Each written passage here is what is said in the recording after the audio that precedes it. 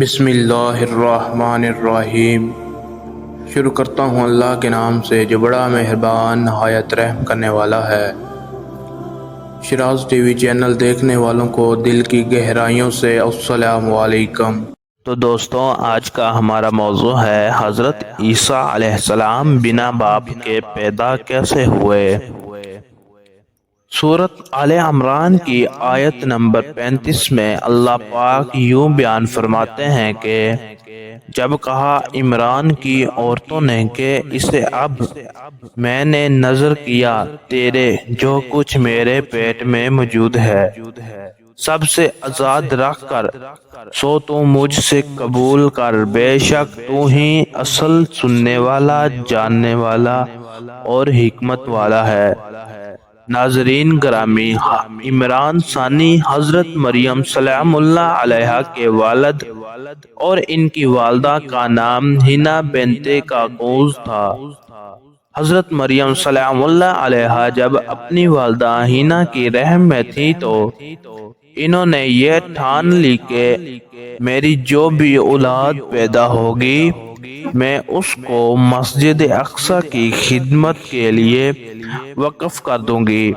اس وقت یہ رواج تھا کہ جب کوئی لڑکا اللہ کی نظر کر دیا جاتا تو نہ وہ شادی کرتا اور نہ ہی دنیاوی مشاغل میں حصہ لیتا، صرف عبادت گاہ کی خدمت کرتا اور خود عبادت میں مشغول رہتا تھا۔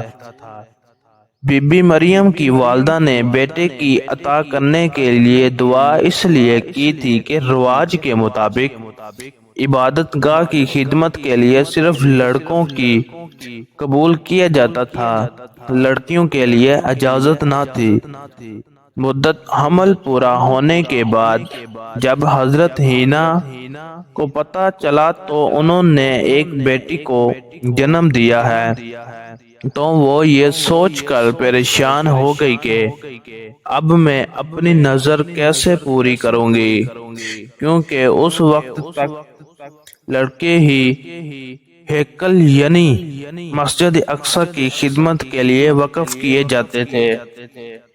لیکن اللہ تعالیٰ نے بظور اہمام یا حافظ غیبی ان کے افسوس کو مسرت سے یہ کہا کہ بدل دیا کہ ہم نے تیری لڑکی ہی کو قبول کر لیا ہے اور اس کی وجہ سے تیرا خاندان اور بھی معزز اور مبارک قرار پائے گا۔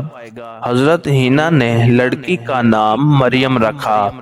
مریم کے معنی خادم کے ہیں، چونکہ آپ کی والدہ نے حضرت مریم کو مسجد اقصی کے لیے وقف کیا تھا، اس لیے آپ کا یہ نام رکھا گیا۔ بعض زبانوں میں مریم کا معنی عبادت گزار اور بلند مرتبے کے بھی ہیں۔ حافظ ابن حجر عسقلانی لکھتے ہیں کہ حضرت مریم سلام اللہ علیہا کی پیدائش سے پہلے ہی ان کی والد عمران فوت ہو چکے تھے۔ ناظرین گرامی، اس دور کے قاعدے کے مطابق جسے بچے کو مسجد اقصی کے لیے وقف کیا جاتا اسے بچپن ہی میں ماجاوروں کے حوالے کر دیا جاتا۔ اس طرح جب حضرت مریم کو مسجد اقصی کے مجاوروں کے پاس لے جایا گیا تو انہوں میں اختلاف پیدا ہو گیا، کیونکہ ہر کوئی جانتا تھا کہ حضرت عمران اور حضرت حنا کی اولاد کی تربیت اس کے حصے میں آئی ہے۔ حضرت مریم سلام اللہ علیہا کے والدین نیک نامی کی وجہ سے پہلے ہی مشہور تھے۔ آخر یہ فیصلہ ہوا کہ مجاورین جو قلم توریت لکھنے کے لیے استعمال کرتے ہیں وہ سب اس کو بہتے ہوئے پانی میں چھوڑیں گے، جس کا قلم پانی کے بہاؤ کے الٹی سمت بہے گا وہی حضرت مریم سلام اللہ علیہا کی کفالت کا حقدار ہوگا۔ حضرت زکریا علیہ السلام کی قلم کو اللہ تعالیٰ نے پانی میں بہاؤ کے الٹی طرح بہا دیا اور وہ ان کی پرورش کے حقدار ہو گئے، اور بی بی مریم کو اللہ کے منشا کے مطابق حضرت زکریا علیہ السلام کی کفالت میں دے دیا گیا۔ حضرت زکریا علیہ السلام کی بیوی حضرت مریم کی خالہ لگتی تھی، اس لیے ان سے بڑھ کر ان کی بہتر پرورش کون کر سکتا تھا۔ جب اللہ تعالیٰ نے بی بی مریم کو اپنے بارگاہ میں قبول فرمایا تو عبادت گاہ میں اس کے لیے ایک حجرہ مخصوص کر دیا گیا جہاں وہ دن بھر عبادت میں مشغول رہتی۔ اس دوران اللہ کی رحمتیں اور برکتیں سے حضرت مریم سلام اللہ علیہا کے پاس بے موسم پھل آنا شروع ہو گئے۔ بے موسم پھل دیکھ کر حضرت زکریا علیہ السلام نے اللہ سے دعا کی کہ جس طرح بے موسم پھل نازل ہو رہے ہیں، اے اللہ پاک مجھے بھی ایک اس بڑھاپے میں اولاد عطا فرما۔ اسی طرح حضرت یحییٰ پیدا ہوئے۔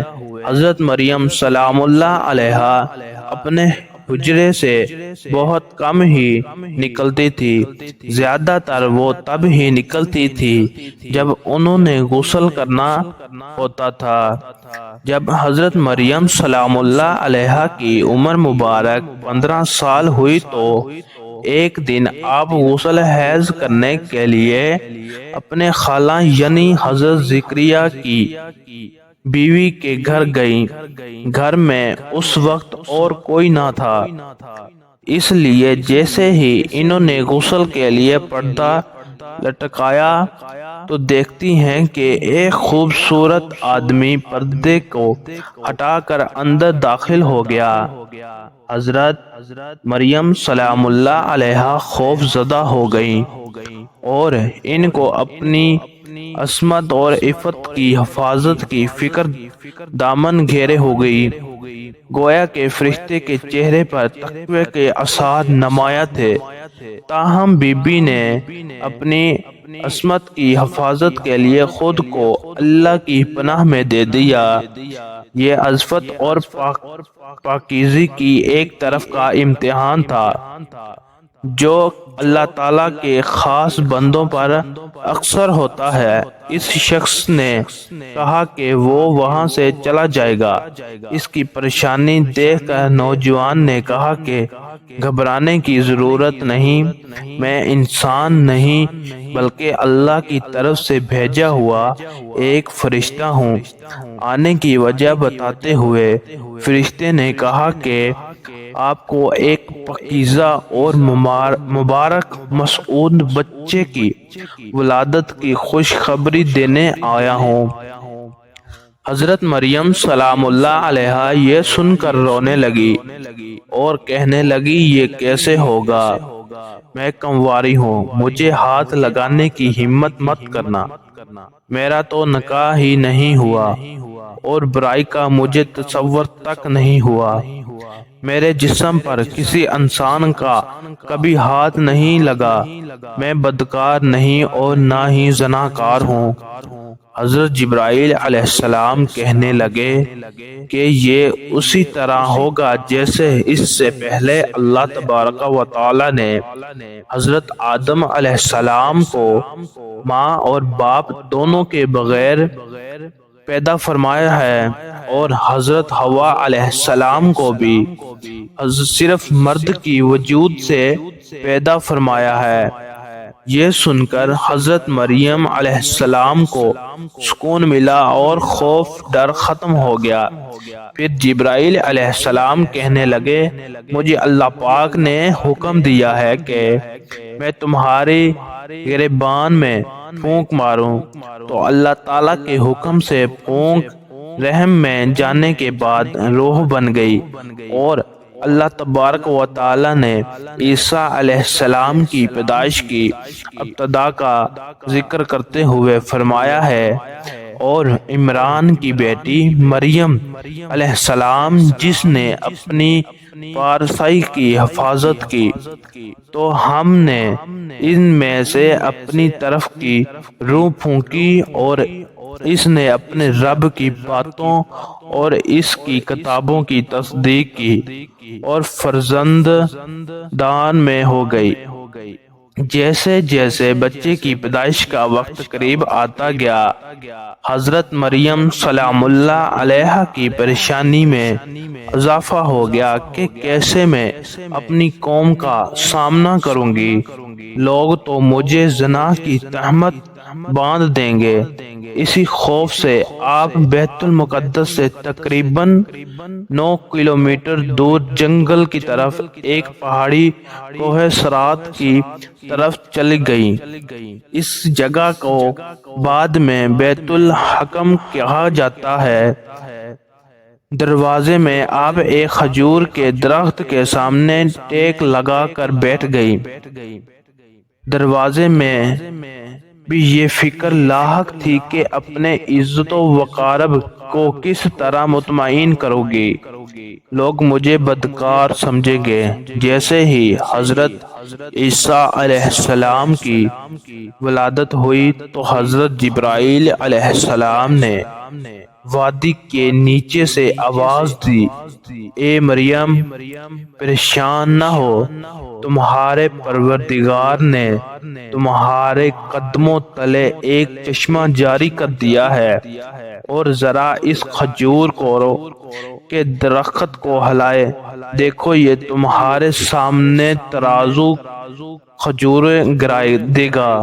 اب تم اطمینان کے ساتھ یہ تازہ کھجوریں کھا لو، چشمے کا پانی پیو اور بچے کو دیکھ کر اپنی آنکھیں ٹھنڈی کرو، اور اگر تمہیں کوئی انسان نظر پڑ جائے تو اشارے سے کہہ دینا کہ میں نے روزہ رکھا ہوا ہے، میں آج کسی شخص سے بات نہیں کر سکتی۔